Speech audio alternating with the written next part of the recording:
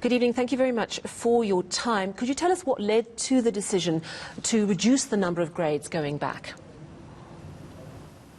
Good evening, Sally. Yes, a decision was taken this morning by the Council of Education Ministers to reduce the number of grades that are going back to school on Monday because of various reasons. One of them is the rate of infections in communities regarding the coronavirus, and that impacted on the work that we are doing in the basic education sector, as it has shown in the past 3-4 weeks of schools having returned.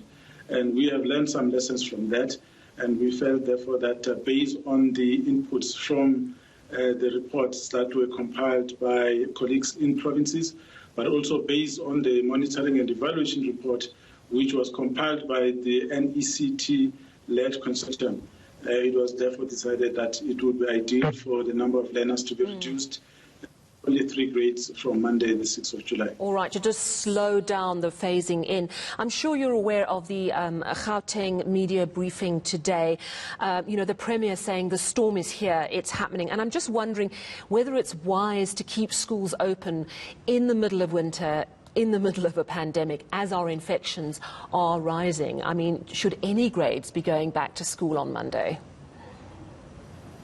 Well, one of the things that have been said is that the coronavirus will be with us for a very long time. But what we need to do is to comply with the safety regulations and follow the compliance requirements at all times. Wear your mask, keep physical distancing, sanitize and wash your hands. It's all those basic things that we really need to follow. And if all of us were to take that responsibility of making sure that it happens, we would be able to reduce the numbers. But what we need to do also is to look at what is happening in other countries, but also in other sectors in the country. We have seen that many sectors have started to reopen. Schools as well needed to go back because the parents are going back to work, and what will happen to the children if they were to stay at home. But over and above that, we feel it is the right thing for learners to be in school because they're able to get their meals through the school nutrition program, but they're also able to be in a controlled environment where we're able to check their temperatures every morning, see if they're wearing their masks, make sure that they're keeping physical distancing, make sure that they have their sanitizers and that they wash their hands, and then they are able to learn as well, something that we've been able to do in the past 3-4 weeks. And we believe that with the lessons learned and, of course, the message on compliance being reinforced, we should be able to coexist with the virus, but of course we still remain concerned at the alarming rate of infections. So in other words, it's about keeping it more spaced out, a slower phase, but still it's important to get kids back to school. I'm very glad you mentioned the school nutrition program because of course the matter was in court today in the North Gauteng High Court. Equal Education saying that the department is dragging its heels on getting food to children and that those children should be provided with that meal whether at school or not. Can I ask why the department has not acted quicker in this crucial manner? You read through the transcripts of children who are going hungry and you are being accused of not moving quickly enough to get this program fully up and running. Well, Sally, the country has not moved quickly enough to reopen because of the virus that is facing us right now. Remember, we have been moving from lockdown level to another in a phased approach, and that was what the president said we needed to do. And back then in level 5, no one was moving, so it was not possible for anyone to move around, open schools for food to be distributed. That's why we insisted. Sorry, but Equal Education, I just need to come in there, because Equal Education is saying you've had plenty of time since things eased, and you've actually deliberately dragged your heels. They are seeking a declaratory order. They say there's a duty of government to provide for school nutrition, and they went to court because the department is refusing to fully reinstate the nutrition program.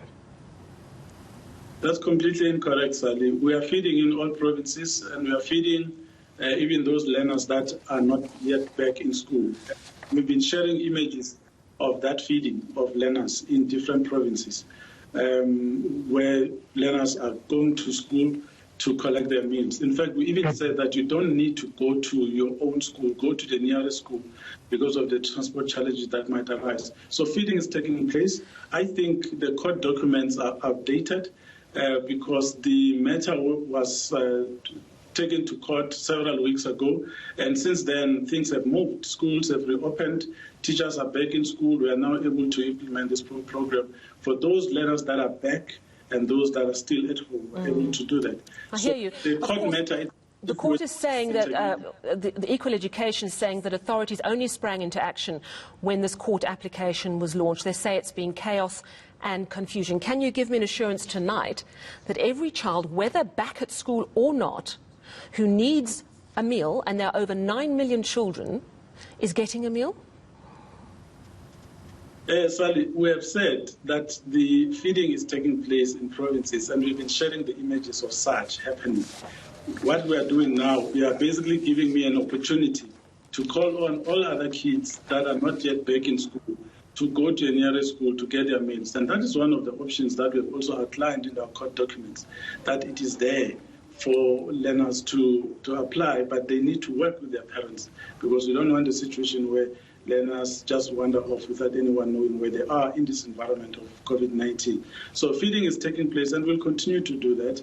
And I think on the weekend, when the minister addresses the nation, she will be able to expand on the measures that have been taken to make sure that feeding takes place. We always said that when schools are opened, then we are able to implement this. And now that schools have been opened, it's easier for us, because it has been, and it was designed to be a school-based program.